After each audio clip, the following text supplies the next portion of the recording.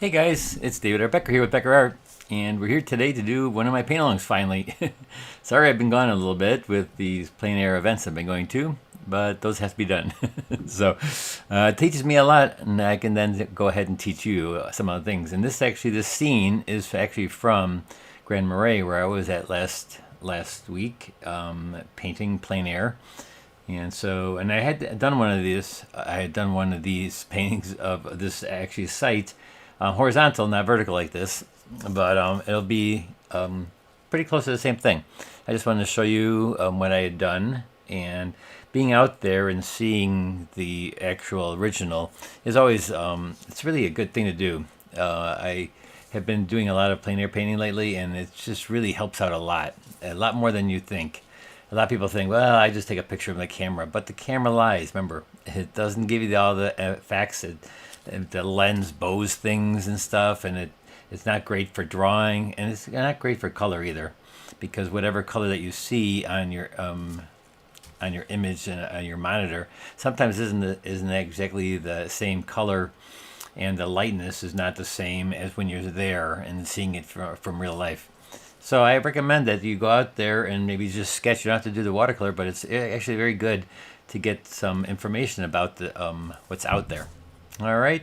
So I don't have. I just realized I don't have a drink to toast with you guys. Darn it. And I was away in Minnesota. It was very cool up there, but it is very hot back here in Illinois again. So let me see who's all here.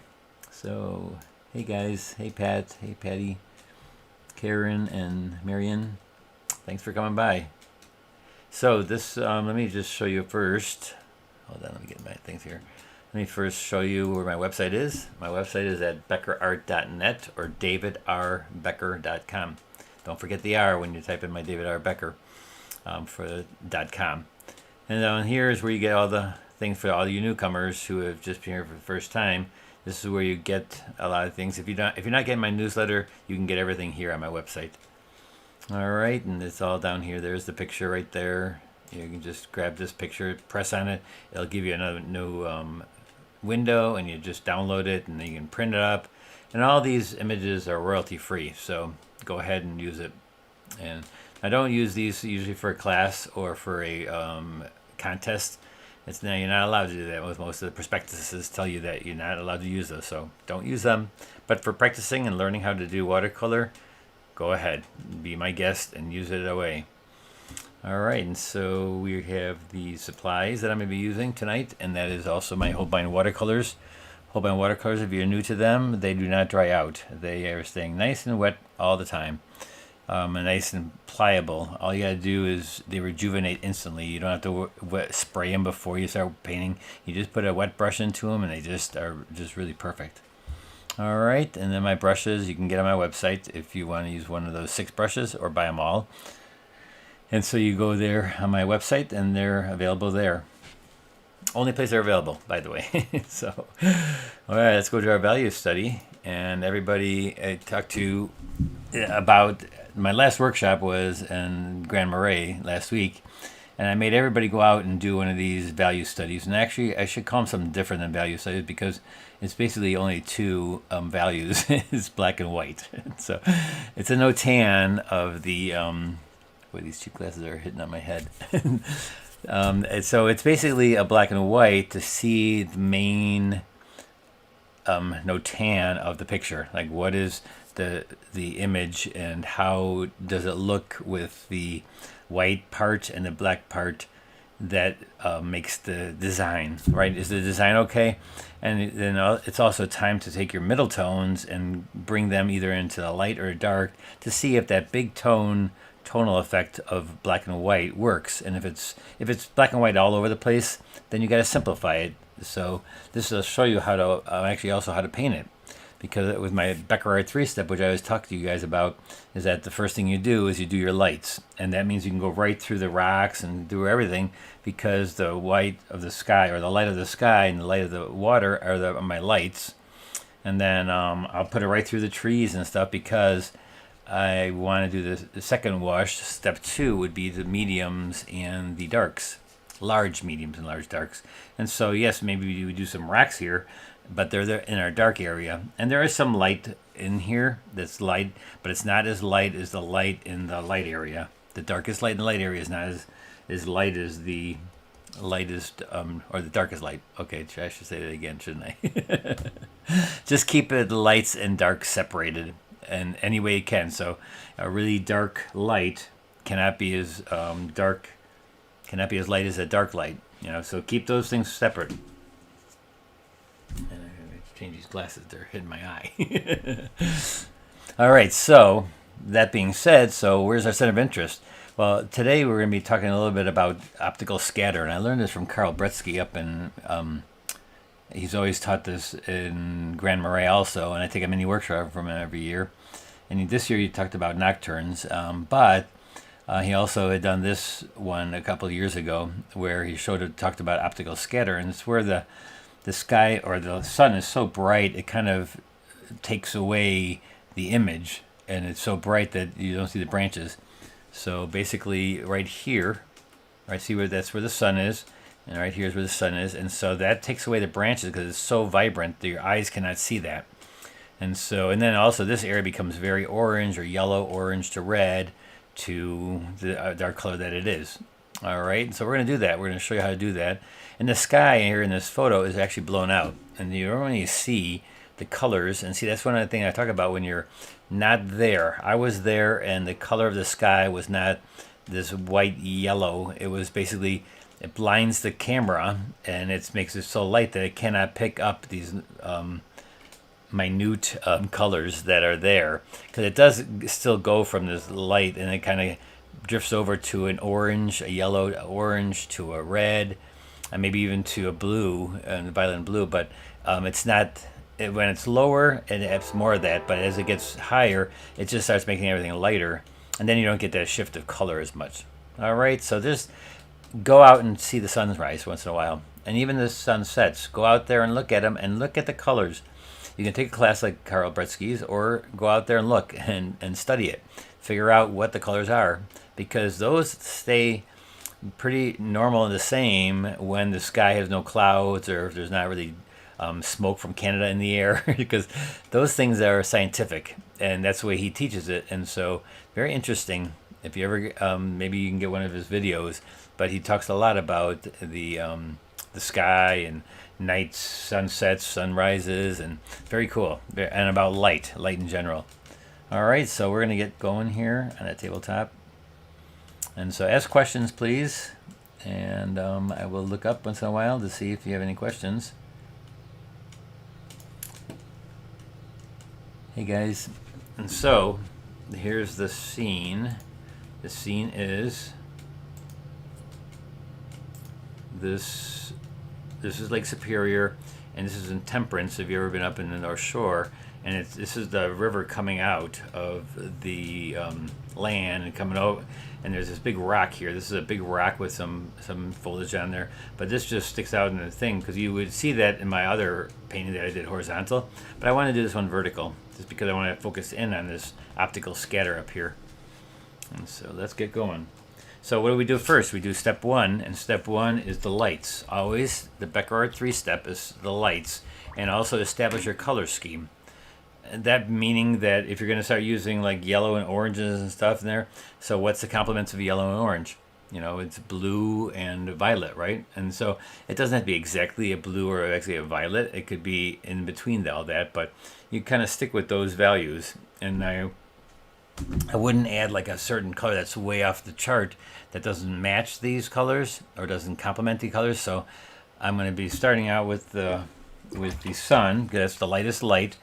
And basically you have to keep the white of the paper for the sun, and everything else can have a light to it, but make the sun white, make everything else a little bit of a color. The water doesn't have any color to it.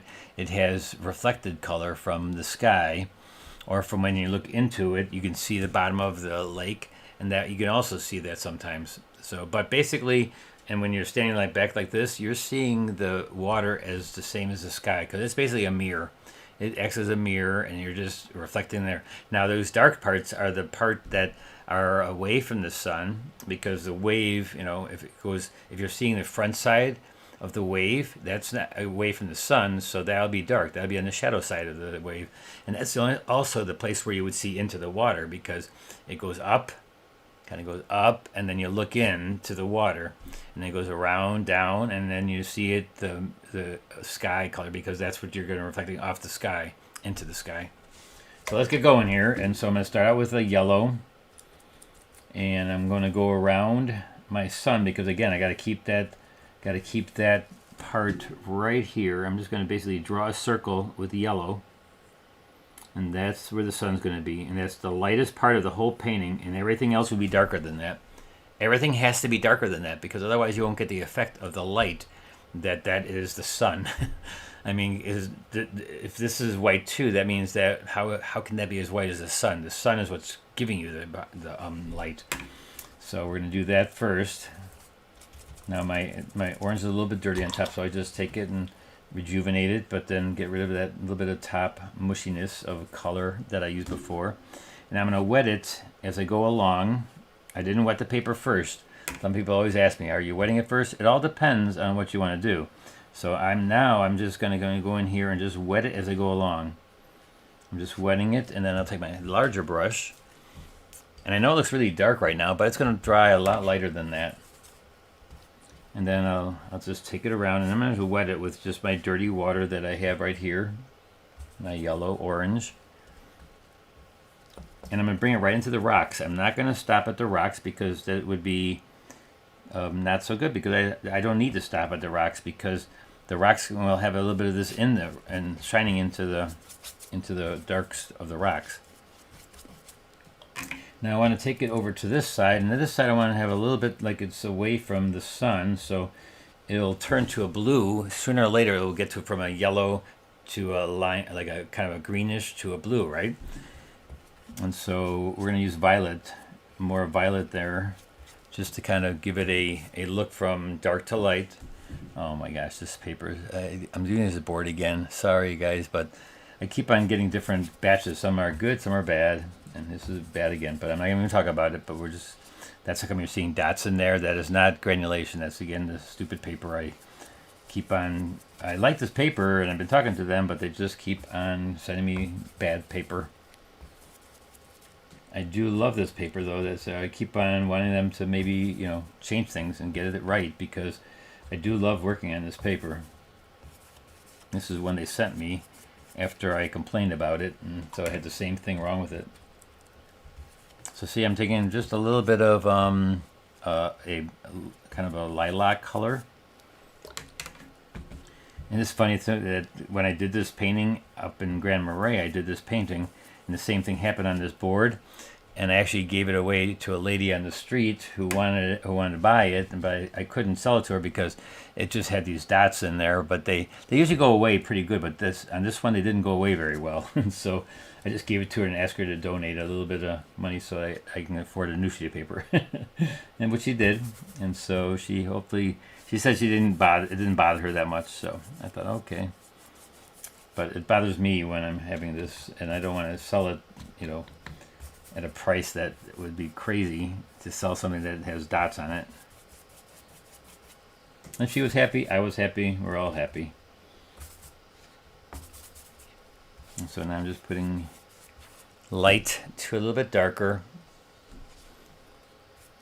And I'm using white, and I'm using white in here right now just to kind of, again, help out that paper. It's just so funny that they're not changing it. They're not doing anything. I keep on calling them and telling them, and I'm showing these videos too, but they don't seem to care. Or they keep on saying they're working on it. All right, so that's basically the sky, and then a little bit of. And so when I'm using white, I can use white sometimes to lighten areas up, and I let it float in the pigment into the water. So, and it won't be as white as the paper. It won't be as white as the paper because the paper is the whitest. And then when you put the little bit of yellow on there, you can put white in there, but it's just going to make it a little bit duller than white. unless you made it with oil paints and you make it really thick, but this is a transparent color. So I wanted to show you that glow I've been getting a lot of times. People are like, how do you get that glow? And it's because I kind of use white then afterwards. It's not a traditional way of using watercolor is to use white in there, but I have it still wet, and if I use white, I can give it that really, really fine glow. And it's still floating, the pigment. It's still floating, but then I can give it that nice look of really soft edges. It's really soft edged. And again, look at how the white of the sun is the brightest, and even with the white there, it's not as white as the paper. And so you can get that beautiful looking, like it's really bright right there by just putting a little bit of white and let the white float in the water. Don't put it on thick like an oil painter. Put it on like a watercolorist and let it float and itself together. And it works great. I find it to work really nicely. I put a little bit of orange here before it gets into the violet. And then I'm going to use violet over here. Give it a little bit of violet so it kind of gets darker as it goes away. Now I have to do the same thing for the water though.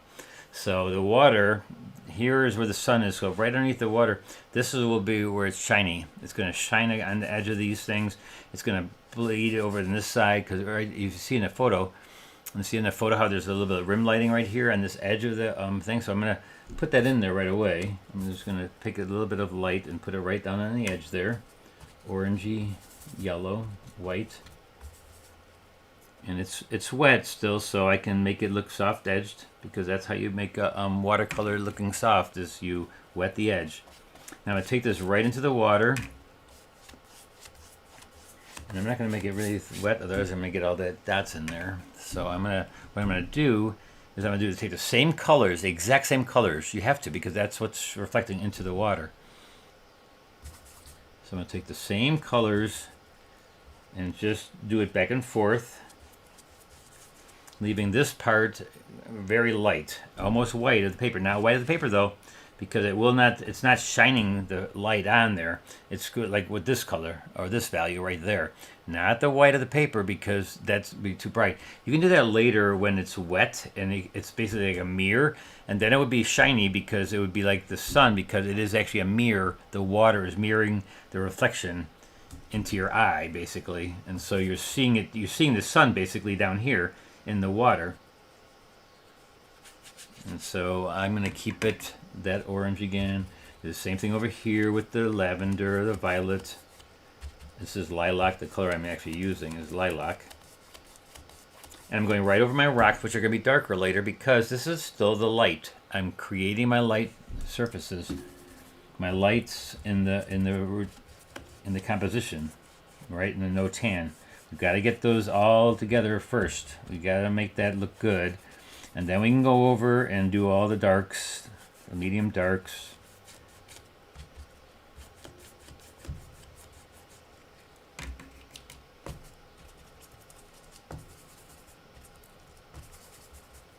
So I still don't recommend you buying this board yet.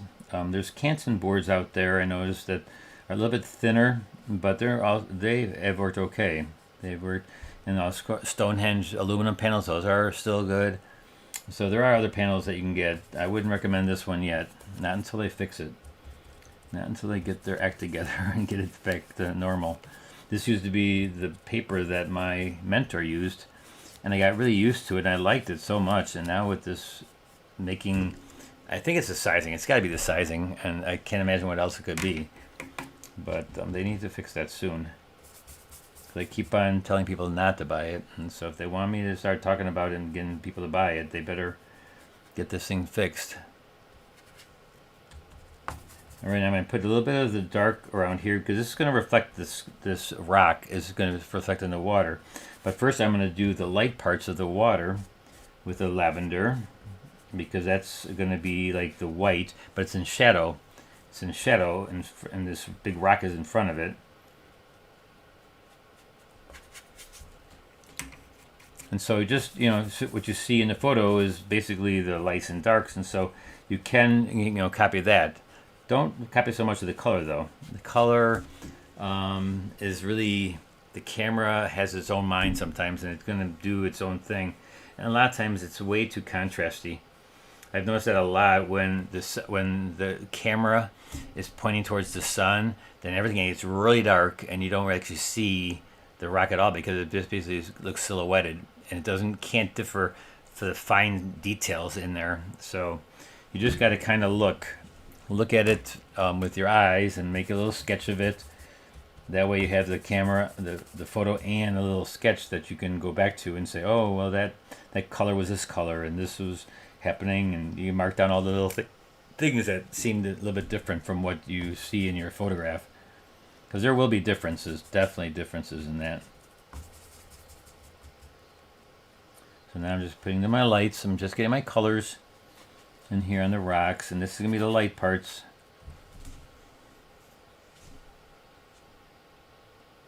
And so this is going to be dark, but I don't have to, I can just go like this and that's going to be dark.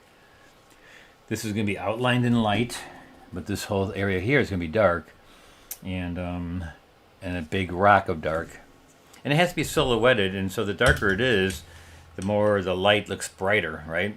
But first thing I'm going to do is hopefully let this dry real quick. Let's see if I have I'm going to take my heat gun. And I don't know if you saw the heat gun I had in my newsletter this week, but one of the ladies in Grand Marais had a heat gun that was portable. I'm trying to find one that was not so big, like a drill. Like she had that, it was like a drill. I don't know if you saw it on my newsletter, but it's like a regular drill, but it has the heat gun. Well, it's actually a heat stripper. It strips the paint off of furniture.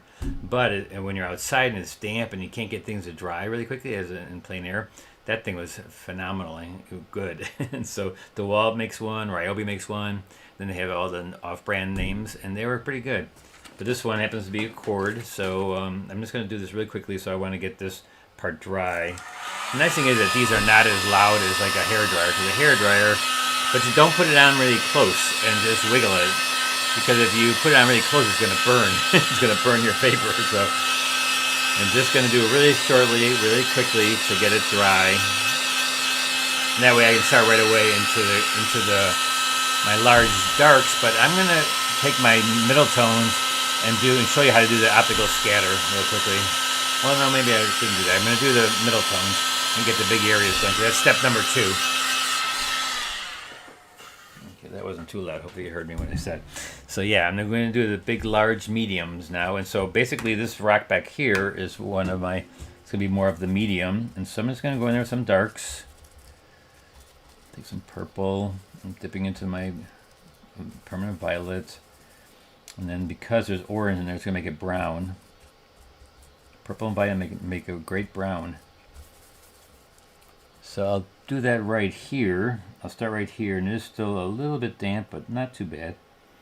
Go around this little thing here, and I'm just going to do the little nervous twitch so I don't get a straight line. And then I'm just going to take, and that should be warmer in the background, and it's going to be cooler in the foreground. So I'm going to stick with warm colors back here. And then I'm just going to, I also want it to look textured. And there's a bunch of little rocks here, and so I'm just going to kind of go over it roughly. Take a little bit more violet. Just get this rock formation, and you can go close to what you think it is, like in the picture, because that part doesn't change. And it is basically just dark, and so making it kind of dark here. And put some of that orange in here because that's going to be close to what the sun is showing. It's like the sun's on this side, so it's going to show a little bit of that. It's going to come across here, go down, and put some lavender and violet in there too. Make sure you run out of my violet. And then we go across the top of some of these rocks. So some of these rocks may hit the top, and boulders are usually light on top. On the side, they're a little bit darker too. And then you have the little crevices and cracks in the rocks in the bottom. That's the bottom part. But you can just do this on a couple of spots here, and this is like a middle tone. This is not my darkest dark yet.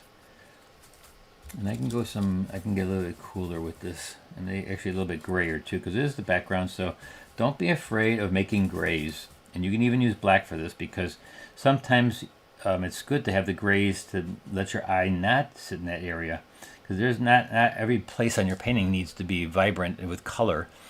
Matter of fact, the less you have of the vibrance of the color, then the more that one particular color, like maybe the red and oranges, are going to really stand out then, if I have some grays in there. That's one of those things you'll learn a lot about when you're painting outdoors, because there's not as much colors in the nature as you think that there is, as us watercolors normally do. And I've been helped a lot by oil painters lately, because they start out with their painting being dark, and they go to their lights, where we start with our lights and go to our darks. And we never tend to get as dark enough. And so it's really helped me to watch some of these oil painters and how they get so dark. And so I've been really pushing the darks lately and really trying to make them look, dark enough. Like, look, I'm just going to go back in here and do this again, a little bit darker. And letting my warmer colors go over this way, because that's where they're hitting, right? They're hitting right here. A little bit darker, a little bit warmer over here. And as you go away from that, you can get into your cooler colors. So I'll just put these little rocks in here too. I'm going to wait for all these really small rocks. I'll do that when I get to detail stage. Right now it's my large mediums and large darks. That's step 2. Remember, Baccarat 3-step. Step 2, large mediums and darks. Large areas. And so now we got this whole area here. And this has some green in it because there's some foliage in there. But I like to use a little bit of the turquoise when I'm making my greens, because I feel that's more of a bluish green. And since I'm having a lot of orange right here, I can use the turquoise green to make it kind of match the orange. And you put orange in there too, which depends on which orange you use. I'm going to have to use the red orange. And that'll make it kind of purpley, because I'm looking for blue and purple or red, and that makes kind of a purple. So here on the edge right here, this is the edge of the rock, right? And the edge of the rock will be a little bit warmer, and then you can put some alizarin in there too. Get some alizarin in there. It's warm back here. It's warm. And now if I want to get some of this foliage, I'm going to push my brush straight down and make it like I'm using, and the bristles are going to be like this. Yeah, my brush, how the bristles look. And so I'll give you that texture look, like there's little foliage of some type, or a little plant life right there. And so we're just going to make that dark. And if I want to put texture in it, I can use some of the paints that have granulation paints. I can use that. I can spatter it. I can put salt in there. Putting texture into the paint is a whole nother thing. So I'm just gonna basically do it afterwards. And I may spatter it with a little bit of water, or spatter it with my brush later on. So this goes right to the edge, and it should be like the rock is right there. And then it kind of goes back in here. And this gets really dark. So again, nice and dark. And I'm not scared to use black and use some other colors into the black, so I can get a really dark. I've taught myself to use blacks just because that way I know for sure I'm getting dark enough. And as I go towards the sun, everything starts getting really orange. It starts getting really orange because it's the optical scatter is making it so that you don't see the actual color. It's so bright, it's changing the color of the light from the whatever it is to an orange and red, because the sun just does that. It's so vibrant. And don't worry about mud. Mud is a whole different thing. Mud is when you keep on applying coat after coat after coat, and you'll start looking gray, but it'd be also kind of looking matte and muddy. But I don't mind grays as long as you have them floating. They'll look fine. And don't go over 1,000,000 times in your painting. Try to get it in the first wash. It's always the best is getting the first wash. Sometimes hard to do that. I mean, it is hard to get in there sometimes and get in the first wash to look really perfect. And I'm going to take this a little bit lighter right in here. Any questions? When there's so much light, the camera usually don't show much detail in the mid-range. how do you address that? Well, that's what I was talking about when I was saying that go in there and sketch it. Sketch it and look at it from real life. The camera doesn't pick up those little details, and so, or take also a couple of shots of just that area that you want to look at, like the rocks, right? The rocks that are right in here. Like if you don't see it in your camera and you're too far away, then zoom in on this area just so that you have it, or sit down and sketch it first and just actually look at what those kind of rocks look like when you don't see them in your camera, because you can sketch that. That's why you have a sketchbook, and that's why you make little notations and you keep on notating things. Notating things? You keep notations of those things in your notebook, in your sketchbook, and so that when you go to paint it, you can read it back and go, oh, I remember that the rocks are, they are light on top and the side are dark, and then it has that little crispness of the blue forming in later on, because once the shadow's right there, it gets kind of really bluish. And I'm going to use turquoise for that. Maybe there's a very purpley look to it. Write down the color that you think you see, and actually write down the color that you think that you're going to use. Like say, oh, right here, I think I'm going to use that turquoise or the horizon blue, because that's what you do when you're sketching. You're not painting, you're observing, and then you mark down your observations. Cameras, like I said, they act so differently, because you're going to do two inches to the right, and all of a sudden it looks totally different the way the camera is picking up the light into the lens. So look at it from the original. Look at it with your eyes, and just look at it and see and mark down things that you're going to see. And also, like I did that one week, I was there, and I was there for a weekend on Labor Day weekend. I just went there to study waves. I spent the whole time. I did not paint one painting there. Well, I did the one that you guys saw on Sunday, but I did the whole thing to learn how to do rocks and memorize rocks and water hitting it and waves and how the sun hits it during the day and the morning and in the evening. That's all I did. It was the whole time I was there. I marked down a bunch of notes in my sketchbook, because I did little paintings in my sketchbooks just so to remind me of what's happening when you're out there. Because it's different than when you're taking a photo. It doesn't look the same. I can show you a bunch of shots of this same photo I took. I kept on taking photos of it constantly because the sun kept on going up, up, up, up, up. And every time that sun goes up one more foot, it just changes the whole lighting system too. And if it's behind a tree, it's a little bit different. And so everything keeps on changing. But if you're there to paint it, I would paint like I'm doing now. I'm painting in the studio, but I kind of remember all these things that happened out there. And so, that's one thing I'm going to be teaching next year, is how you can work from your imagination. It's the reason I'm taking off, and just basically going to do this kind of book / YouTube tutorial that's going to take you 2 months, and you're going to learn how to memorize objects, memorize scenes, so that and you take into account what is happening. Most of us just paint from the photograph and never thinking about what is actually happening. Now, if I can tell you the side of the rock is always dark because it's away from the sun, and I think of those things while I'm out there.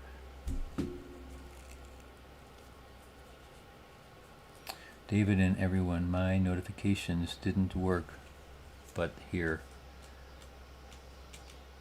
Not sure what that means. Notifications didn't work. When there's so much. Okay, hello and thanks. All right, so now we have the big mediums, right? I could put in some of the really dark darks too right away. Let's just do a little bit more of the really dark darks. Make it brown here, and this should be cool though. So I'm gonna go into more of a cool color, purples and blues. And this area right here was very, very dark. It was almost black, because when the water hits that and it gets really dark, because of how much water constantly hits this area, it just reflects such a darkness right there.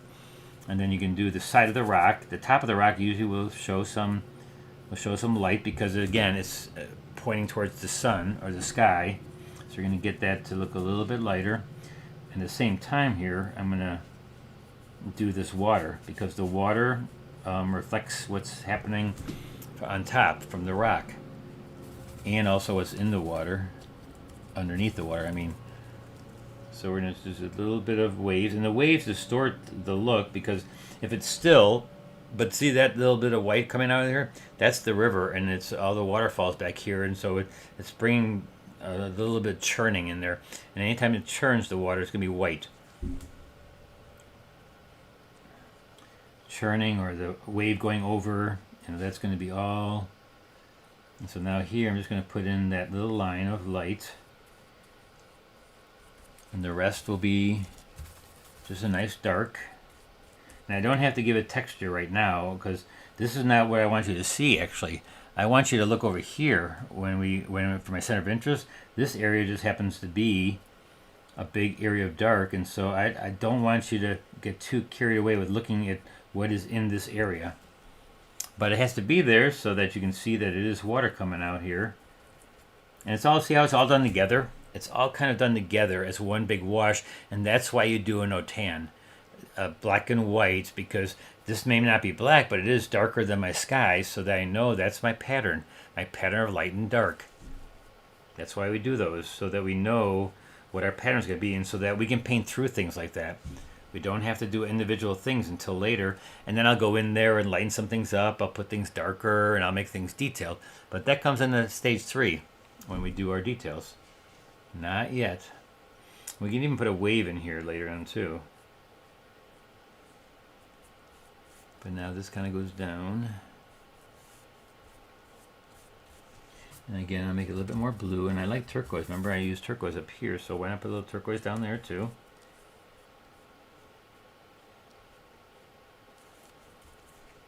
A little bit of everything. Oh, it did notify you that I had a YouTube on today? Don't know about that. That's not good. I better find out why it's not happening. Though I must say they constantly have been updating everything, and every time they update something, everything screws everything up. Because then you have to, something's in a different spot or something, and it just drives you nuts sometimes. All right, so now this is going to be a little bit darker. Be a little bit darker here.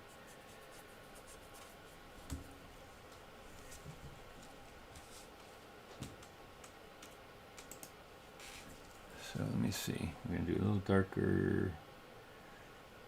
These are reflections. These are not shadows. These are reflections, meaning they reflect the dark into the water right underneath it. Back here, they're smaller because it's really fine little waves back here because it's farther away. So you can do a bunch of little waves that show the reflections, where these are big ones because they're close right up in your face. And then there's also going to be some of these yellow orangey waves too, because in the picture it's kind of more lavendery or lilac-y, and so because there's the part that's away from the sun, and so you get that is the part that is facing away from the sun. That's the wave that's away from the sun. But right here is where I want to keep all the lights sparkle, because it's basically reflecting the sun in there. These can be large areas. And there's a lot of blue in there, so, but I don't see, this is more blue in here because the sky actually was, so I've got to use this color. Don't look at the photo for your colors. Look at what you're painting, what you paint in the sky, because that's what's going to be down here. And maybe just a little bit darker, because I have to make it that color. Because that's the color I used up there, so it's just obvious that I have to use it in the water down here because that's what's reflecting into the water. This is like a big, huge mirror. And it's disturbed. It's one of those funhouse mirrors at the carnival, right? Where it's wavy, and so you look in there, your face is going to be all distorted. And so that's what kind of mirror it is. But it is a mirror. It's just a water mirror. So a good thing to do is take a mirror sometime and just put it on like here and look what's in the mirror. If you lay it flat and then turn it like this, turn it up and down, and look what happens when you look at flatter or up and see what's happening with the mirror. Because that's what this is. It's a mirror that has waves in it, like a funhouse mirror.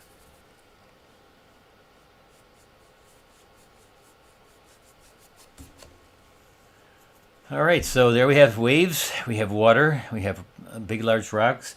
And so basically we were at our detail stage. And what do we do for our details?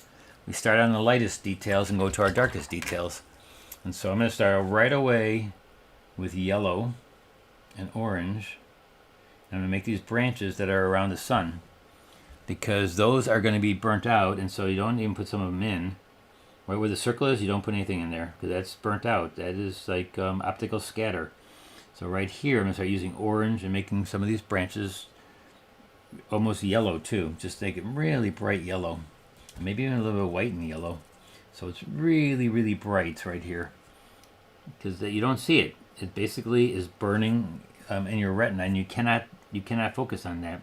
You can't look into the sun, right? Because it's so blinding. So that's what's happening. It's taking away the shapes of all those branches right there. Like on the other side, they'll come back here a little bit, and they go really dark right away too. It doesn't stay light right there. It doesn't go all the way across. It just, though it gets darker, but I still do it with orange until it gets really farther away, where then I make it the color of the tree, what it actually is. Which in this case it will be like a brown, because it's still, the warmth is really bright here, so it'll be more of a brown. So I'm still doing, first I'm doing the orange and yellow. And see how bright it looks? It looks bright because you're making that look like it actually is. That's actually the way it looks. And I tried to look in there, but it's so hard to paint these sunrises because it's like you're staring into the sun, and you don't want to do that for very long, let me tell you. And it's hard to, because I put my bill of my hat down. I am painting right here, and when I look up, I go really fast to see. But then I scan down here, and I look at the colors and stuff. But up there, you cannot look into that too long, and so you do take a picture so you can kind of see what's up there. But or before the sun gets up there, I was there before the sun got up here. It was down here, so that's when you do the drawing. So you know the drawing is there, so then you just have to fill in the drawing with colors. And then there's another, oh, see, it should have been right there, the sun, and I made it different. Oh well, we're going to make this tree right here.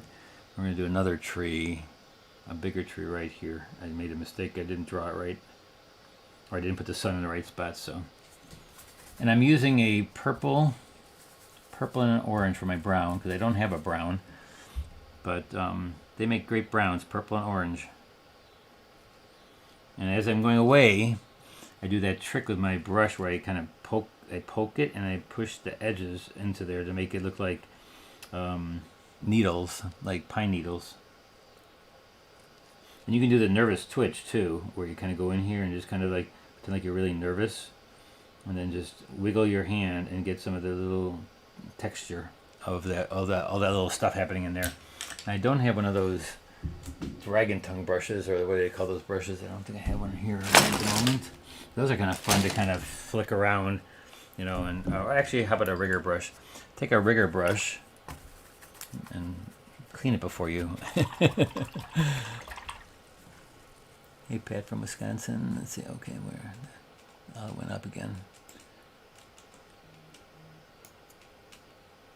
Any questions? Just let me know.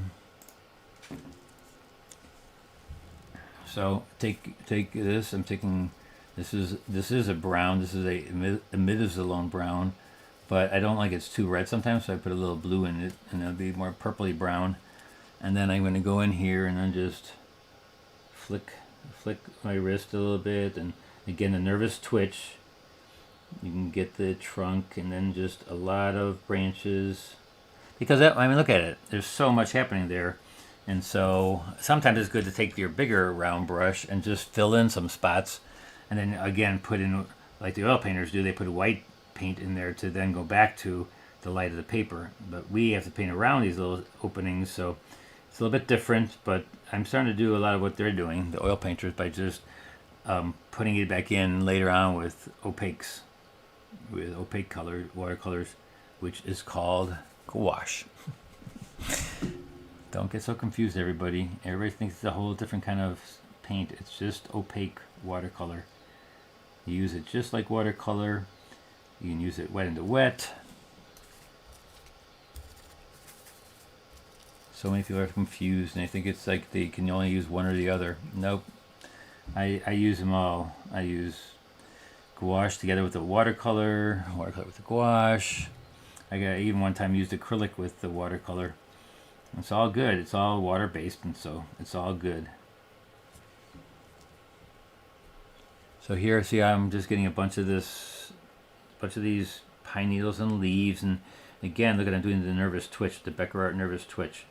Just kind of go in there and get nervous. Have somebody come and watch you, then you get nice and nervous, right? I'm tapping down here too, tapping a little bit, and just making all kinds of little areas that are kind of filled in. And the tree up here is a little bit darker. And when you get close to this part, I'm going to then change to orange. But first I want to get to some of these dark parts in here. And then I'll put some orange in there. And there's a bunch of openings too that you got to save. So don't make them in one big clump. Because this is my center of interest. So I work a little bit harder right in here. This whole, from here to up there, it's all the center of interest. I'll take my rigger brush again and get some orange in there. Get that a little bit darker. Show the top of that tree. Let's make that go off the page even. Because it is going off the page, so I'm just going to... I wonder if this will work, like if I push it like this. You know, there's so many different ways that painters do their pine trees. You know, there's a bunch of painters that, you know, make them really graphic. Some make them like where you can see every single needle. It's up to you, the way you want it to, you know, it's all your decision on how you want it to look. Really detailed, hyper realistic, you know, you decide. And that's what makes the painting so much fun, to see different people doing different things for different subject matter. You know, we have a million boat painters and landscape painters, but you know, it's so weird how unless you take that person's class and you paint kind of like them because you're taught by them, that there's so many different styles of doing a tree, a pine tree or a regular tree, and it's just very interesting. But actually a very good thing that's happening because you don't want everybody to paint the exact same thing, same way either. So yeah, now I'm going to the orange and putting the orange down here so it's close to the sun. The branches stick out here and they're orangey, and as it goes away it gets darker. And I just filled in a bunch of these holes that I wanted to keep light, but oh well. Up here there's more of a dot kind of leaves instead of pine needles, so I'm just going to take my brush and just tap down on that.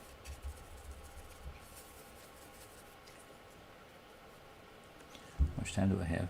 Okay, not too bad. So see, I'm just tapping down little dots for leaves. I mean, there's so much going on in these parts, and so it's like doing the windows on a house, basically, or the bricks on a house. When you get to the point where you're doing all the leaves and the things, so it does get kind of detailed, but that's okay. Make it detailed. It's fine.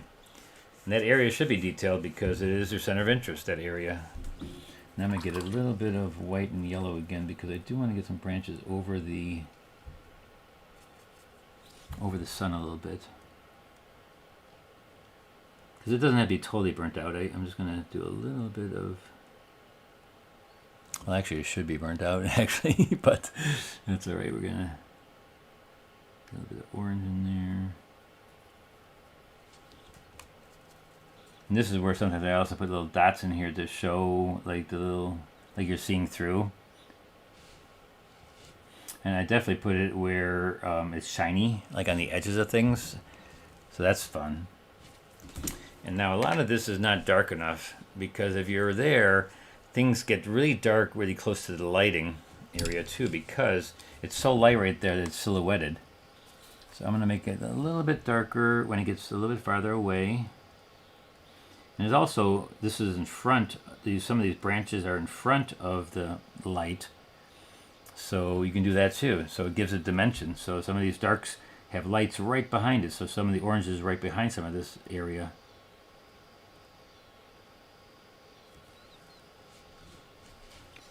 Seems out of focus. Is it out of focus?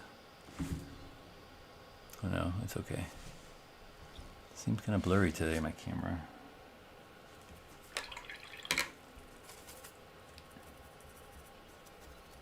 It's so nice to get back in the studio to teach you guys. I haven't been away in a while, so sorry about that, but it'll be happening again in a couple weeks. I'm going to Dubuque, Iowa to do the paint in, or the paint out.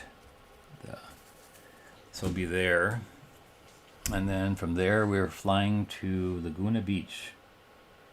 So now I'm doing the side of the rocks pretty dark because I want the side of the rock and underneath the rock to be a little bit darker than the tops. And it also gives you contrast in the center of interest area. So it's good to get the contrast in there. And I almost go to like almost very close to a black value. You know, I don't use black, but well, sometimes I do. But I usually use a bunch of dark colors, and I make it thicker so that it stays dark. And I'll do little crevices, and I'll do the tops. And then when it's wet, then I will sometimes also put a color in there. Because if I feel if it's too dark and it doesn't have a color, it looks too matte then. And so I'll take and put a little bit of color into the dark. It's still a dark color, but it'll be like more warmth or cool, or. And then make sure you float it into the pigment, float it on into the black, because you don't want to do it like an oil painter and put it on thick. You still want the paint to float and kind of just settle into the water. That's the best kind of a wash, is when you let the watercolor settle in on its own and settle down into the water. It gives that granulation because it's wet in the wet. And it gives you all those little effects that you cannot get like an oil, because you're using it really thick. When you don't use it really thick, or when you use the water with just slight amount of pigment, then it's separating the pigments around, and you get the really cool looks of granulation sometimes. And sometimes it's the same way when you're using light against the dark parts. It just gives you those little bit of granules. And makes it look very fresh, the paint. Even if you're using dark colors like this, where they don't seem like they're really colorful, but they'll still look colorful because they're floating and you're seeing pigment. Now I'm going to do the detail around the rocks here, because the rocks, you know, this is my center of interest area. And so I've got to make that look really like rocks and textures and colors. And it shows what's actually happening there. Like, these are rocks, and so right behind them, there may be some plants coming out of the rocks too. And this side. And you can go just slightly darker, and that's enough to show the side of the rock, or the top of the rock, because not all the rocks are the same value either. Some rocks are darker, some rocks are lighter. And so it's not about that actual color of that rock. It's about the values. And that it can be a slow value, like just barely a value change, or it can be really heavy duty, where it's really contrasty. Keep the contrasty over here, where you want your center of interest, and as it goes away, let that bleed in a little bit, so that it's not so important to look at. Like, this area is not important to look at, so don't get too much contrast over here. You can still show the objects, but don't make them contrasty. You can still show the waves, but don't make it contrasty, so that you don't look so much over here. You don't need to see this part that much.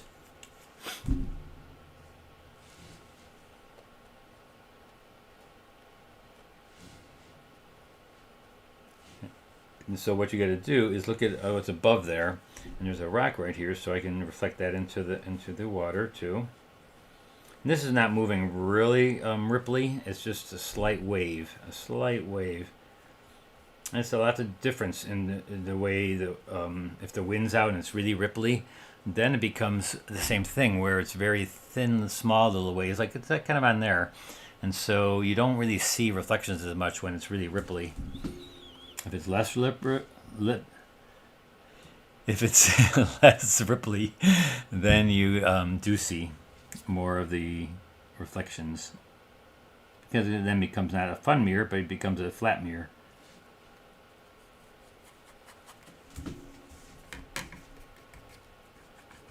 We only got 5 more minutes, so let's get these trees up here really quickly. So these up here, you know, let me just, there's a couple trees on here, and this one's kind of a bent, all kinds of bent stuff over here, and I'm gonna make that a little bit bluer, turquoisey. And so I like to do the trunk of the tree first, and then add the branches to it. That's usually my way of doing it, but a lot of people do it differently. Everybody kind of does their own thing. I like to put the stump in first and then add the branches to it. I find that to be an easy, pretty easy way of doing it. Some people like to get them to where they got every single branch and exactly like it is, and that just takes a while, especially too much time now for me to do that. But and anything on this side, over on this side of the thing, should be a little bit warmer because again the sun is focused on that side. So this side should be the warm side and the other side should be the cool side. I'm not sure if I get all these in here. What time is it? Okay, 5 minutes to get 3 trees in here. And down here we're going to go a little bit thicker, make it a little bit. And then we got a bunch of dot trees over here, and so that we can use a funny brush, or I'm going to use my ugly brush. This is a ugly brush. They call this ugly because it's a very ugly brush. And I wet it. It's a bristle brush that you get like at Home Depot. And you just tap it down and make dots. I know a lot of artists that use this brush.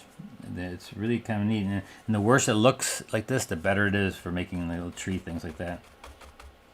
And you can even make waves. Look at, you can even make waves like that. We got this tree, so I'm just going to do this one really quickly here. I'll do it a little bit more in detail, but we're running out of time here, so we're going to do it a little bit quicker. Thanks, Mary Beth, for asking everybody to press like.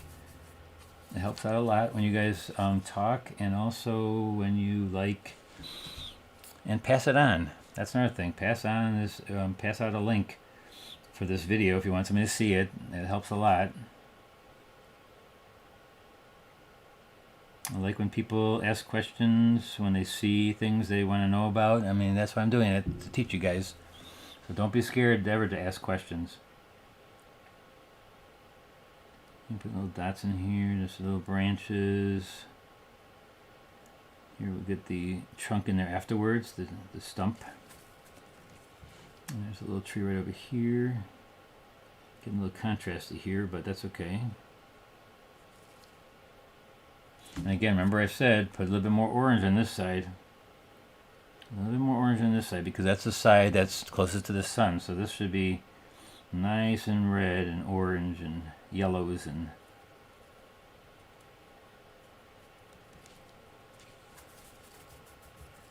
in the final 2 minutes I'm going to use white paint to show some sparkle in the rocks and in the water, because what's happening is that the sun is just guiding in the edge of these objects, and then by putting a little bit of the white on the edges, that makes it look really sparkly.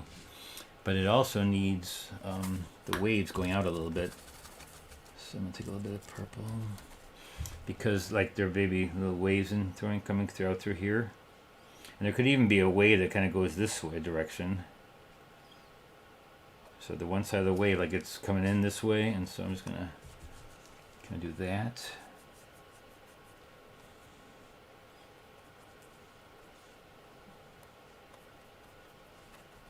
The top of the wave also has the white because it's kind of folding over.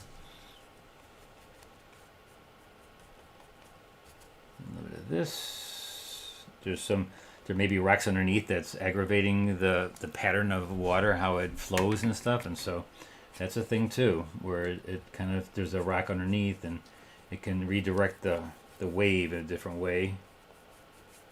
Okay, now white. And so I take pure white. And I just ordered some Pro White, which comes in a bottle, because sometimes I can't get this thick enough, and so I like to get a real thickness, almost like an oil painter, that goes in and just takes up a lot of paint and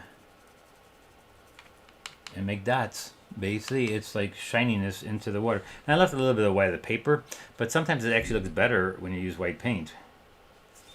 And I'll do a little bit of a little dots, because the dots reflect in your eye, because it's shining in your eye, basically.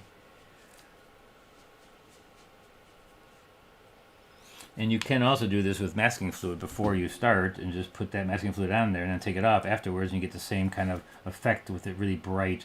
And this is just the top of the rocks and the side of the rocks, to show that they're wet, because rocks in the morning were really wet and damp, and here we have some edges.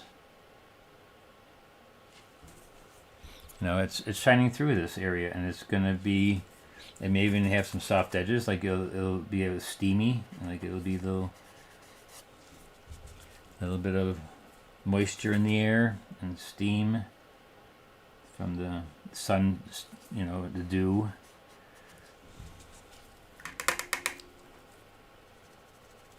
And that, my friends, is it.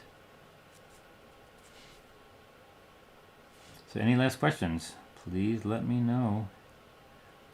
See, a little bit right there, coming right through there. There's a little bit of the sun just hitting right straight through here, and you're getting all that little glow. And you can make this the picture perfect, and if you're there, you would spend a lot of time looking at that. But the thing is, when you're working at this time of day, the light changes within 5 to 10 minutes. Every 5-10 minutes looks totally different. So that's why it's a little bit tougher doing these outside in the morning. So you have to kind of memorize what happened and write down things, so that when you're there and it happened, you can still remember a little bit of that. All right. Any last questions? Thanks, Rebecca. Thanks, Lucia. Sylvia. So see the glow? See how it's glowing? And that's optical scatter right there, where it's blowing out the tree. And we're going to have a few little lights in here.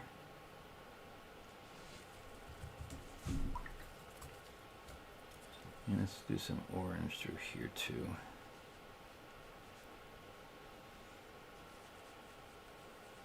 Sorry, went over a little bit, but not that far, not that bad.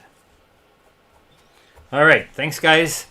I'll see you, let's see, on Sunday.